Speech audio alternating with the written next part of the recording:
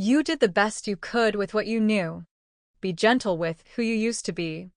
The person you were in the past was operating with a different level of awareness, different emotional tools, and a much smaller understanding of the world. It's easy to look back now, with everything you've learned, and judge your younger self for mistakes, poor decisions, or missed opportunities.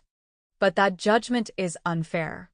You're comparing who you were then to who you are now, and those are two completely different versions of you. Growth doesn't come from regret.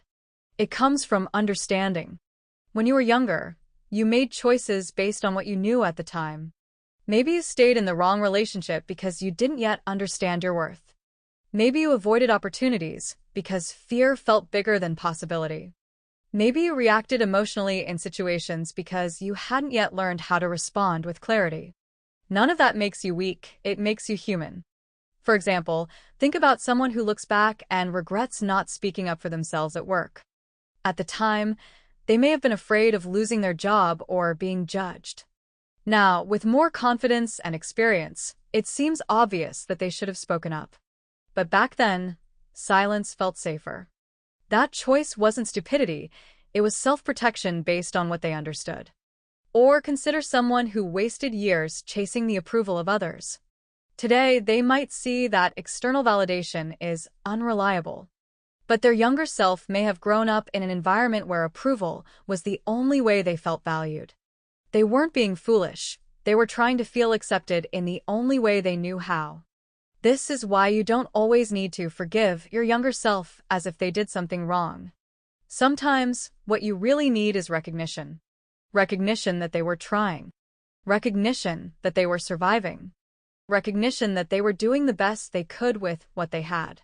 When you shift from regret to understanding, something powerful happens. You stop carrying shame. You stop replaying old mistakes as if they define you. Instead, you begin to see your past as part of your growth, not something to be erased, but something that shaped your strength. Being gentle with your past self also changes how you treat your present self. If you can offer compassion to who you were, you become more patient with who you are becoming. You stop demanding perfection and start allowing progress. Growth is not about becoming someone entirely new. It's about evolving from who you used to be with awareness, not rejection. So instead of saying, "I should have known better," try saying, "I know better now." Instead of asking, "Why did I do that?" ask, "What was I feeling and what did I need at that time?"